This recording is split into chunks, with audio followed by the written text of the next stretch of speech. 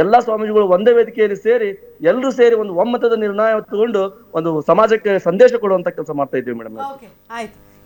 ಇವತ್ತು ಏನು ಇವರು ನಾಗಮೋಹನ್ ದಾಸ್ ಅವರು ವರದಿ ಕೊಟ್ಟಿದ್ರಲ್ಲ, ಮೇ 5ರಿಂದ ಜುಲೈ 6 ಸಮಗ್ರ ಸಮೀಕ್ಷೆ ಮಾಡಿ ನಡೆಸಲಾಯಿತು ಅಂತೇಳಿ, ಇವತ್ತು ಪರಿಶಿಷ್ಟ ಜಾತಿಯವರು 27,24,768 ಕುಟುಂಬಗಳು 1,07,01,982 ಜನರ ಸಮೀಕ್ಷೆ ಭಾಗಿಯಾಗಿದ್ದಾರೆ.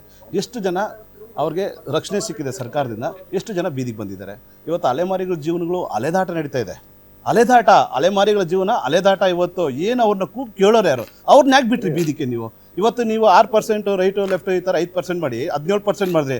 1% ನಿಮ್ಗೆ ತಾಕತ್ತಿದ್ರೆ 1% ಸೇರಿಸಿ 18% ಮಾಡಿ ಅಲೆಮಾರಿ ಜೀವಗಳಿಗೆ ರಕ್ಷಣೆ ಕೊಡಿ.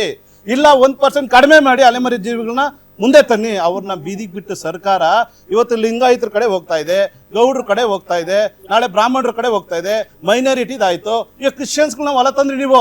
ಎಲ್ಲಿಗೆ ತರ್ತಾ ಇದ್ರೆ ಕ್ರಿಶ್ಚಿಯನ್ಸ್? ನೀವು ಕ್ರಿಶ್ಚಿಯನ್ಸ್ ಅಂತ ಡಿಕ್ಲೇರ್ ಮಾಡಿ ಅವರೆಲ್ಲ ಒಂದು ರೀತಿಯಾದ ಕ್ರಿಶ್ಚಿಯನ್ ಧರ್ಮದಲ್ಲಿ ಗುರುತಿಸ್ಕೊಂಡು ಆ ಧರ್ಮ ಪರಿಪಾಲನೆ ಮಾಡ್ತಾರನ್ನ ನೀವು ಮತ್ತೆ SC/ST ಜನಾಂಗಕ್ಕೆ ತರ್ತಾ ಇದ್ದೀರಿ. ಅಂದ್ರೆ ನಿಮ್ಮ ಉದ್ದೇಶ ಏನು? ಅಂದ್ರೆ ನೀವು ಎಲ್ಲೋ ಒಂದ್ ಕಡೆ ಹಿಂದೂಗಳನ್ನ ಕಂಪ್ಲೀಟ್ ಕ್ಷೀಣಿಸ್ತಾ ಇದ್ದೀರಿ. ಮೀಸಲಾತಿಗೋಸ್ಕರ ಅಲ್ಲ, ಇವತ್ತು ಇನ್ನೊಂದು ಏನಾದ್ರು ಬೇಕಾದ್ರೆ ಈ ಸಮೀಕ್ಷೆಗಳು ಏನಾಗ್ತಾ ಇದೆ, ದಲಿತರ ಹಕ್ಕುಗಳನ್ನ ಕಿತ್ಕೊಂತ ಇದ್ದಾರೆ ಸರ್ಕಾರ. ಇವತ್ತು ನೀವು ನೋಡಿರ್ಬೋದು, ಇದು ಏನು BPL ಕಾರ್ಡ್ಗಳನ್ನ ರದ್ದು ಮಾಡ್ತಾ ಇದ್ದಾರೆ, ನೋಟಿಸ್ ಕಟ್ಟಿ ಲಕ್ಷಾಂತರ. ಇವತ್ತು ದಲಿತರು ಬೀದಿಗೆ ಬರ್ತಾ ಇದ್ರೆ ಒಂದು ಕಾರ್ ಇರಂಗಿಲ್ಲ, ಒಂದು ಸೈಕಲ್ ಇರಂಗಿಲ್ಲ, ಒಂದು ಗ್ಯಾಸ್ ಇರಲ್ಲ, ಒಂದು ಟಿವಿ ಇರಬಾರ್ದು, ಒಂದು ಫ್ರಿಡ್ಜ್ ಇರಬಾರ್ದು.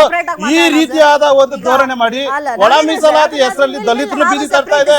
ಇನ್ನೊಂದು ರೀತಿಯಲ್ಲಿ ಏನು ಒಂದು ಸಮೀಕ್ಷೆ ಶೈಕ್ಷಣಿಕ ಆರ್ಥಿಕ ಮಾಡೋದಕ್ಕೆ ಇಲ್ಲಿ ಅರ್ಧ ವಿರೋಧ ಇಲ್ಲ. ಮಾಡೋದನ್ನ ನೀವು ಕರೆಕ್ಟಾಗಿ ಮಾಡಿ. ನೀವು ಮಾಡ್ತಾ ಇರೋದು ಕರೆಕ್ಟಾಗಿ ಮಾಡಿಲ್ಲ ಅನ್ನೋದೇ ನಮ್ದು ಇರ್ತಕ್ಕಂಥದ್ದು ಒಂದು ದೊಡ್ಡ ಹೋರಾಟ ಮೊದಲಿಂದಲೂ.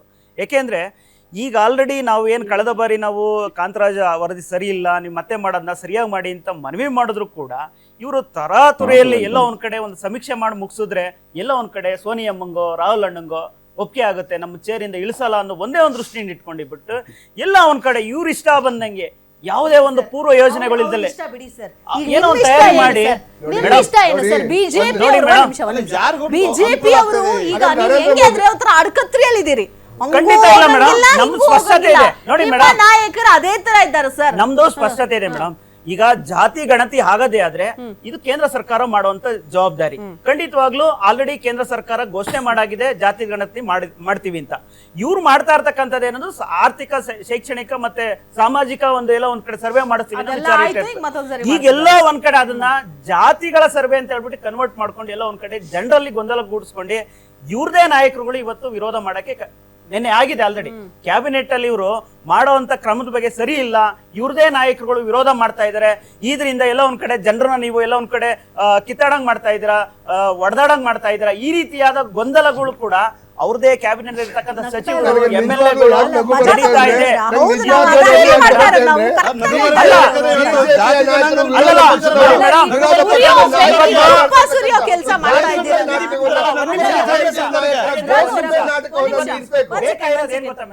ಈ ದೇಶದ ಕಟ್ಟ ಕಡೆಯ ಪ್ರಜೆಗಳು ಎಲ್ಲಾ ಸವಲತ್ತುಗಳು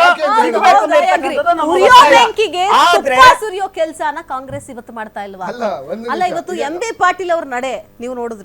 ನಿಮ್ಮದೇ ಪಕ್ಷದ ನಾಯಕರು ಇಲ್ವಾ? ಹಾಗಾದ್ರೆ ಅವರು ಸಭೆಯಲ್ಲಿ ಮಾಡಿದಂತಹ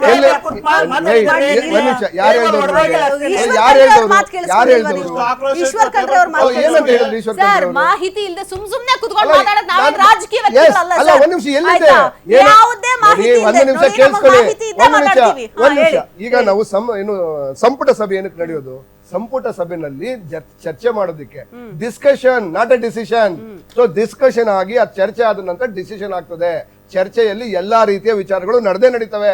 ನಮ್ಮನಲ್ಲಿ ಅಣ್ತಮ್ಮದಿರು ನಡಿಬೇಕಾದ್ರೆ ಚರ್ಚೆಯಲ್ಲಿ ನಂತರದಲ್ಲಿ ಒಂದು ಡಿಸ್ಕಷನ್ ಆಫ್ ಕೋರ್ಸ್ ನಡೆದೇ ನಡೀತದೆ. ಹಾಗಾದ್ರೆ ಸರ್ ರಾಜ್ಯ ಸರ್ಕಾರದ ಡಿಸ್ಕಷನ್ ಅಲ್ಲೇ ಇಲ್ಲ, ನಾವು ಡಿಸಿಷನ್ ತಗೊಂಡಿದ್ದೇವೆ. ಒಂದ್ ನಿಮಿಷ ಆಲ್ರೆಡಿ 22ರಿಂದ ಆಲ್ರೆಡಿ ಸರ್ವೆ ಸ್ಟಾರ್ಟ್ ಆಗ್ತಾ ಇದೆ. ನಾವು ಡಿಸಿಷನ್ ತೆಗೆದುಕೊಂಡಾಗಿದೆ. ರಾಜ್ಯ ಸರ್ಕಾರ ಡಿಸಿಷನ್ ತೆಗೆದುಕೊಂಡು ಎಲ್ಲರೂ ಒಪ್ಪಿಗೆ ಅಲ್ಲ, ಇಲ್ಲದೆ ಒಪ್ಪಿಗೆ ಅಂತಲ್ಲ, ಒಂದು ನಿಮಿಷ, ಇದು ಒಪ್ಪಿಗೆ ಅಲ್ಲ.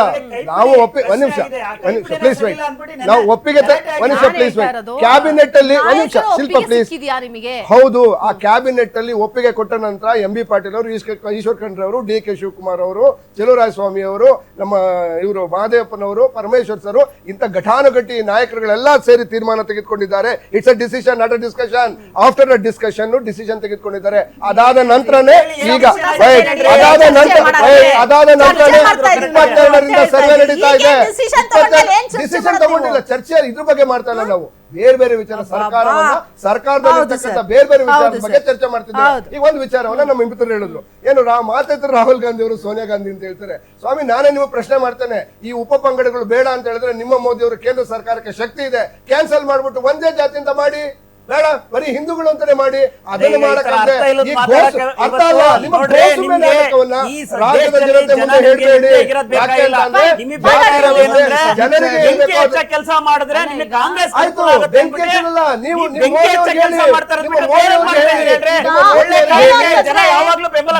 ಚೆನ್ನಾಗಿದ್ದಾರೆ ಸರ್, ನೆಮ್ಮದಿಯಾಗಿದ್ದಾರೆ. ಅವ್ರವ್ರ ಮಧ್ಯ ತಂದು ಬೆಂಕಿ ಹಚ್ಚಿ ಅದ್ರ ಬಿಸಿ ಕಾಯಿಸ್ಕೊಳ್ತಾ ಇದ್ದಾರೆ. ನೀವೆಲ್ಲರೂ ಕೂಡ ರಾಜಕಾರಣಿಗಳು